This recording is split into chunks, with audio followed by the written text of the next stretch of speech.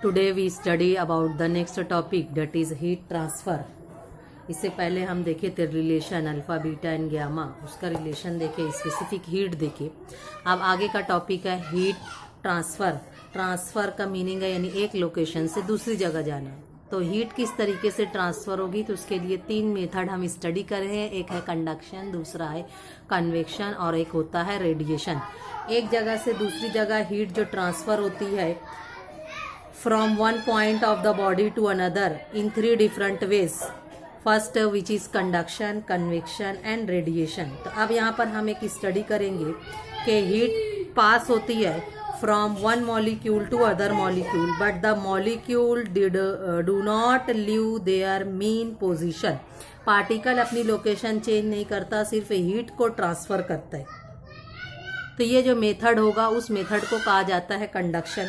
जैसे अगर हम एक रॉड लिए, रॉड को एक एंड को क्या किए, हीट प्रोवाइड किए, रॉड के एक एंड को हम हीट प्रोवाइड किए, और अगर मान कर चलते हैं कि अगर ये अपना स्टील की रॉड है, तो थोड़ी देर बाद हम देखेंगे यार, हम यहाँ से इसको पकड़े रहेंगे तो थोड़ी देर बाद देखेंगे कि ये हीट जो है वो ट्रांसफ़र होते जाएगी, और हीट ट्रांसफ़र होने के बाद ये एंड भी कैसा हो जाएगा, हॉट अप हो जाएगा।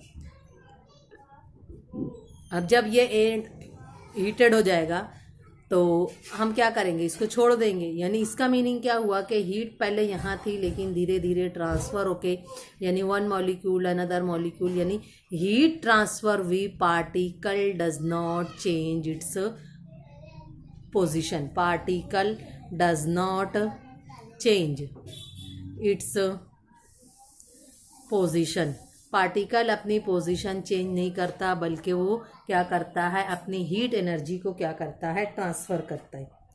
ऐसे ही अगर हम लेंगे लिक्विड और गैसेस, तो लिक्विड और गैस को अगर हीट किया जाता है तो हम ये देखेंगे कि अगर बीकर में वाटर ले और वाटर को अगर हम हीट प्रोवाइड करें, यहाँ से अगर हीट प्रोवाइड करेंगे तो पहले क्या होगा कि यहाँ के वाटर मॉलिक्यूल ऊपर जाएगा। इस तरीके से ये प्रोसेस होते जाएगा, हीट गेन करेगा, ऊपर जाएगा, हीट गेन करेगा, ऊपर जाएगा, और थोड़ी देर बाद पूरा पानी जो है, पूरा वाटर जो है वो क्या होता है, गर्म हो जाता है। तो ये जो मेथड है इसको कहा जाता है कन्वेक्शन। और रेडिएशन का तो हमको मालूम है कि जो लाइट वेव्स है, यानी इलेक्ट्रोमैग्नेटिक वेव्स जो ट्रैवल होती है, वो कितनी स्पीड से ट्रैवल होती है, 3 × 10⁸ मीटर पर सेकंड। तो वैक्यूम में ट्रैवल हो रही है, और ये क्या लेके आती है, एनर्जी। कहाँ से लाती है, from the sun come to us by radiation.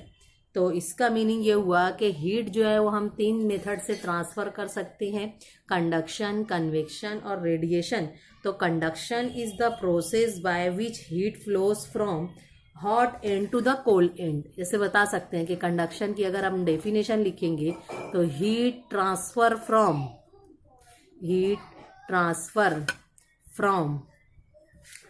Hot end to the cold end, यानी एक लोकेशन से दूसरी लोकेशन, लेकिन without movement of particle of the body, without motion of particle of the body. यानी बॉडी पूरी heated हो जाएगी लेकिन उसका जो एक एंड से दूसरे एंड तक जाएगा। तो हीट जो पास होती है थ्रू सॉलिड में मोस्टली जो है वो कंडक्शन है।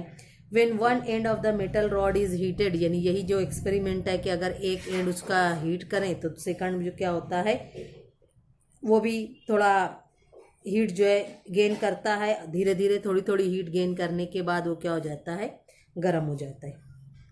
तो ये जो प्रोसेस है, इस प्रोसेस को कहा जाता है heat transfer, one end to the another end. तो अब हम यहाँ पर बताएंगे कि अगर हीट ट्रांसफ़र होती है कंटिन्यूअस, यानी एक एंड से दूसरे एंड तक, तो यहाँ पर क्या है, टेम्परेचर वो कैसा होता है, सेम है। यहाँ पर टेम्परेचर, फिर यहाँ पे टेम्परेचर, थोड़ी देर बाद क्या हो जाएगा, पूरी रॉड का टेम्परेचर सेम हो जाएगा। तो इसमें हम क्या कहते हैं कि अगर इसका रॉड का हम सेक्शन बना लिए, यानी ये एक क्रॉस सेक्शन एरिया बना लिए, पहले ये हीट अप होगा, फिर अगला जो है वो हीट अप होगा, तो जो हीट ट्रांसफ़र होती है वो एक मॉलिक्यूल से दूसरे मॉलिक्यूल तक ट्रांसफर होते जाएगी और पूरी रॉड क्या हो जाएगी, हीटअप हो जाएगी।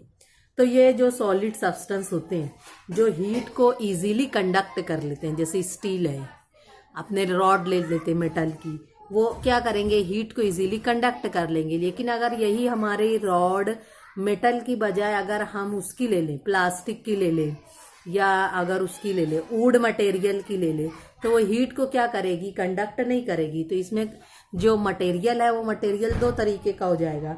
एक जो बनेगा उसको कहा जाएगा गुड कंडक्टर, एक क्या बनेगा, गुड कंडक्टर ऑफ हीट, और दूसरा जो बनेगा वो क्या रहेगा, bad conductor of heat. The material which possess heat transfer from it is called as the good conductor of heat, और जिस मटेरियल से हीट अपनी पास नहीं होती उसको क्या कहेंगे, बैड कंडक्टर ऑफ हीट। जैसे अगर एग्जाम्पल लिखे तो बैड कंडक्टर की एग्जाम्पल क्या आएगी, वुड है जिसमें से नहीं पास होती, एयर है, पेपर है, क्लॉथ है।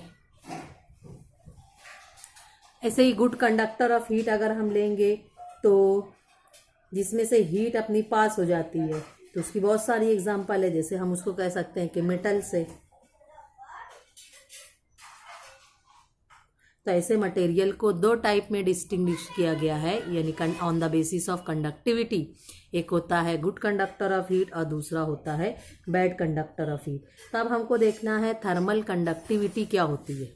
Thermal conductivity, thermal conductivity, thermal conductivity में हम देखेंगे थर्म रिलेटेड होती है टर्म हीट से।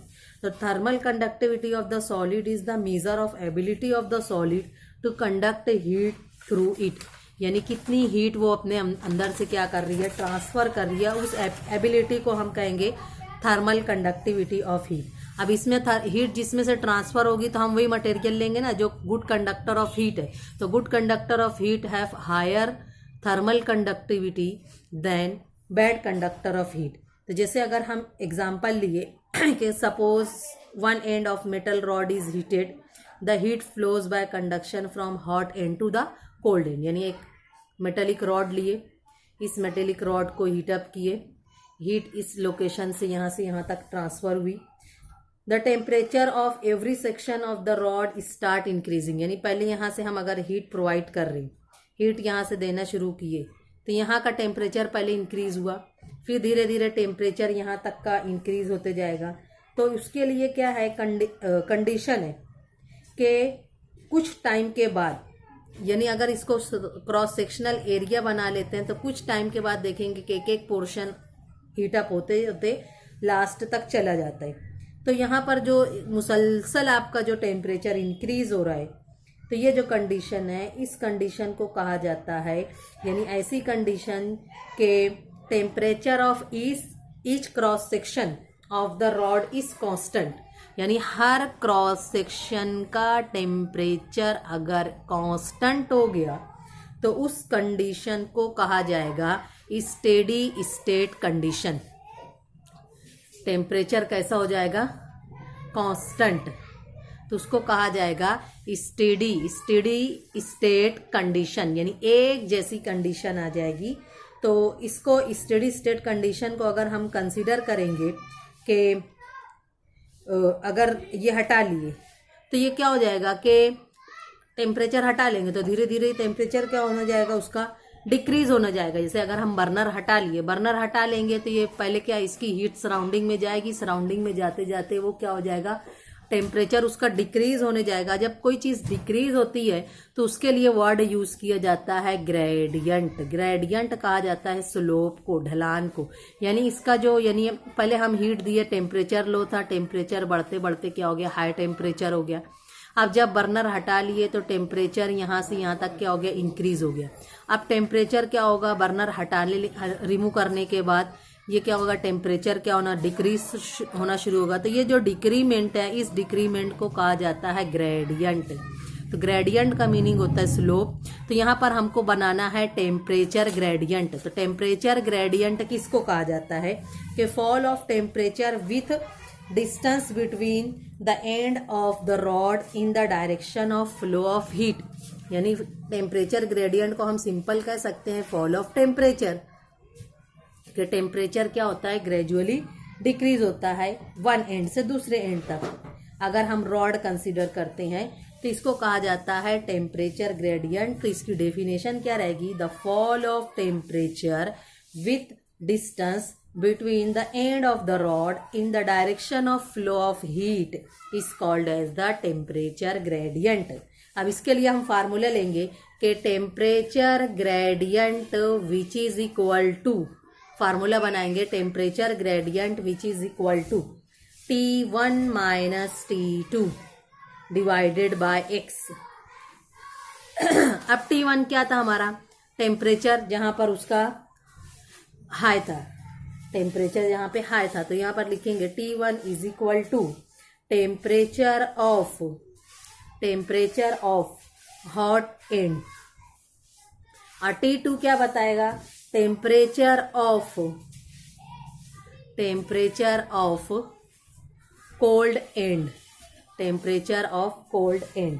और x क्या बताएगा हमारा कि रॉड की लेंथ हमारी कितनी है, तो x is equal to length of the rod. तो इस तरीके से हमको टेम्परेचर ग्रेडियंट का फार्मूला मिला। ग्रेडियंट का मीनिंग क्या होता है, डिक्रीमेंट यानी फॉल, स्लोप, ढलान, जिसको हम कहेंगे कि temperature gradient which is equal to T1 minus T2 divided by x। अब आगे हम देखेंगे कि कोएफिशिएंट ऑफ थर्मल कंडक्टिविटी क्या होती है, कोएफिशिएंट ऑफ थर्मल कंडक्टिविटी। तो ये नेक्स्ट उसमें देखेंगे कि what is coefficient of thermal conductivity.